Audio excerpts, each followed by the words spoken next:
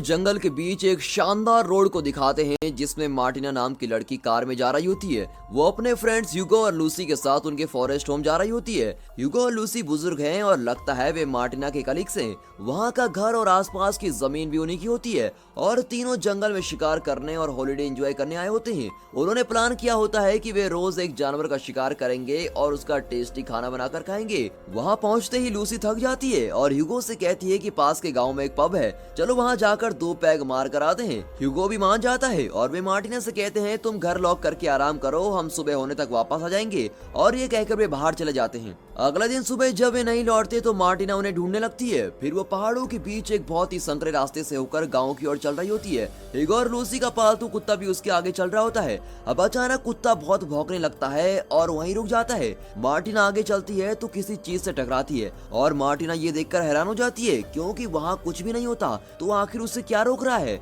वो हाथ लगाती है तो पता चलता है कि उस स्पॉट पर एक इनविजिबल दीवार है जो आंखों को नहीं दिखती लेकिन बहुत ही मजबूत है। मार्टिना बहुत कोशिश करती है पर ना तो वो उसको तोड़ सकती है और ना ही उसे क्रॉस कर सकती। कुछ देर दम लगाने के बाद वो थक कर बैठ जाती है और थोड़ी देर बाद फिर कोशिश करती है और फिर बैठ जाती है। कुछ घंटे बाद वो घर वापस जाने का फैसला करती है और कुत्ते को साथ लेकर चल देती है। अगले दिन सुबह वो फिर उस रास्ते से चलकर जाती है। कहीं मैं पागल तो नहीं हो गई? शायद वहाँ कोई दीवार ही नहीं है, ये मेरा वहम ही होगा। इस तरह सोचकर वो फिर उस जगह पहुंच जाती है लेकिन अब भी वो उस जगह को क्रॉस नहीं कर पाती। उसे अब जरा डर लगने लगता है। वो फिर से घर लौट रही होती है कि रास्ते में एक बुजुर्ग कपल को देखती है और लगता है वे कुछ काम कर रहे हैं। उन्हें देखकर मार्टिना को तसल्ली होती है और वो हेलो हेलो कहकर उन्हें पुकारती है। जब वो पास पहुंचती है तो वहां पर भी उसे कोई इनविजिबल चीज रोक रही होती है। लगता है यहाँ भी एक इनविजिबल दीवार है।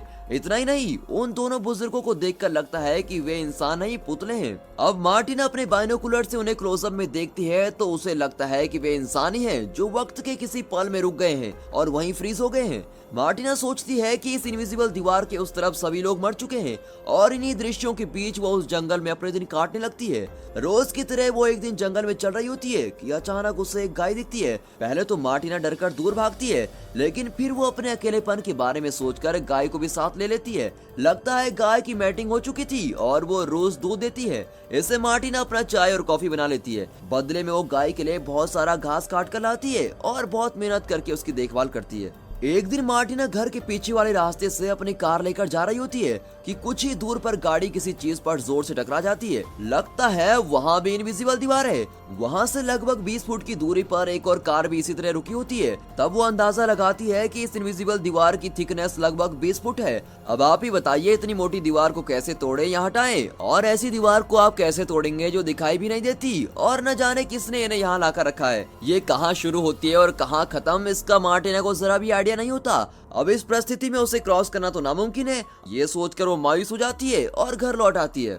अब वहाँ बस जाने के सिवा मार्टिना के पास कोई रास्ता नजर नहीं आता, इसलिए वो सर्दी के मौसम से पहले अपनी और गाय की जरूरत की सारी चीजें इकट्ठा करके रख लेती है। फिर चूल्हे के लिए ढेर सारी लकड़ियां भी लाकर रख देती है। यहाँ रहकर उसने आलू और कई सारी सब्जियां भी उगा ली होती हैं। उन्हें भी काट कर अगले 6 महीने के खाने का इंतजाम कर लेती है। एक दिन वहाँ एक बिल्ली आ जाती है और मार्टिना उसे भी घर में रख लेती है लेकिन उसका सच्चा साथी उसका कुत्ता होता है और वो उसको बहुत प्यार करती है। कभी कभी वो जंगल में जाकर शिकार भी करती है। पहले दिन वो हिरन का शिकार करने की कोशिश करती है पर ठीक से एम नहीं कर पाती और घर लौट आती है। लेकिन अगले दिन वो फिर कोशिश करती है और इस बार उसका निशाना नहीं चूकता।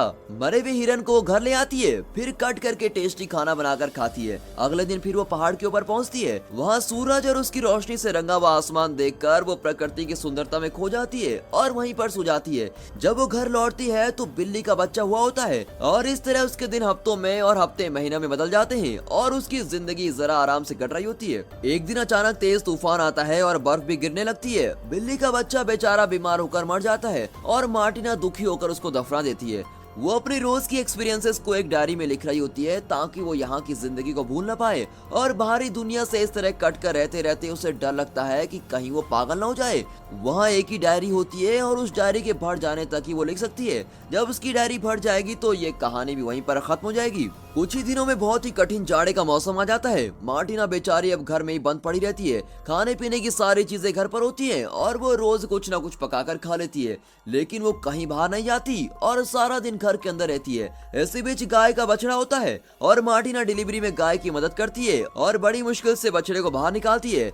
बछड़ा पैदा होता है और मार्टिना उसे भी संभालती है और किसी तरह जाड़े का मौसम बीत जाता है और मार्टिना घर पर ही रहकर तंग आ चुकी थी। अब उसकी डायरी में 25 मई लिखा होता है और मार्टिना लिखती है कि इस जंगल में रहते रहते लगभग 1 साल गुजर चुका है और इस बात की एनिवर्सरी मनाने मैं पहाड़ पर जाने वाली हूँ। फिर वो कुत्ते को लेकर पहाड़ पर जाती है और शाम तक वहाँ का दृश्य निहार रही होती है। जो हो गया सो हो गया, आज से मैं एक नई जिंदगी की शुरुआत करूंगी, ये सोचकर वो घर लौटती है और वो पहले जैसी मायूस नहीं होती और अपनी डायरी देखने लगती है। अब ऋतुओं का चक्र फिर एक बार शुरू होता है। गर्मी, बरसात, बसंत इत्यादि मौसम आते हैं और चले भी जाते हैं। फिर एक बार जाड़ों का मौसम आता है और मार्टिना उसका सामना आसानी से कर लेती है। फिर बसंत ऋतु आती है और तब मार्टिना एक सफेद कौवे को देखती है। वो जरा घबराया हुआ लगता है क्योंकि बाकी काले कौवे उसको भगा रहे थे। उसे देखकर मार्टिना को लगता है कि ये भी मेरी जिंदगी की तरह है, जो कि जंगल में अकेला है और पास की किसी भी चीज से उसका कोई संबंध नहीं। लेकिन फिर भी वो घबराकर भागा नहीं, बल्कि उसने जिंदगी के असली मतलब को समझा और उसे अपनाया। उस कौवे में अपनी सच्चाई को देखकर मार्टिना को उससे हमदर्दी होने लगती है। वो उसे खाना देती है और कुछ दिन यूं ही बीत जाते हैं और मार्टिना धीरे धीरे अपनी पुरानी जिंदगी भूलने लगती है। एक दिन वो अपने कुत्ते के साथ पहाड़ से लौट रही होती है तो उस दृश्य को देखकर उसकी सांसें रुक जाती है। पागल जैसा दिखने वाला एक आदमी मार्टिना की गाय के बछड़े का सर काट रहा होता है। लगता है ये आदमी भी मार्टिना की तरह इनविजिबल दीवारों के बीच फंस गया है, लेकिन शायद वो मार्टिना जैसा सुलझा हुआ इंसान नहीं और यहाँ अकेले रहकर पागल हो चुका था। उस आदमी को ऐसी घिनौनी हरकत करते देख मार्टिना कांपने लगती है। उसका कुत्ता उस आदमी को अटैक करने जाता है, लेकिन वो उस पर कुल्हाड़ी चला देता है।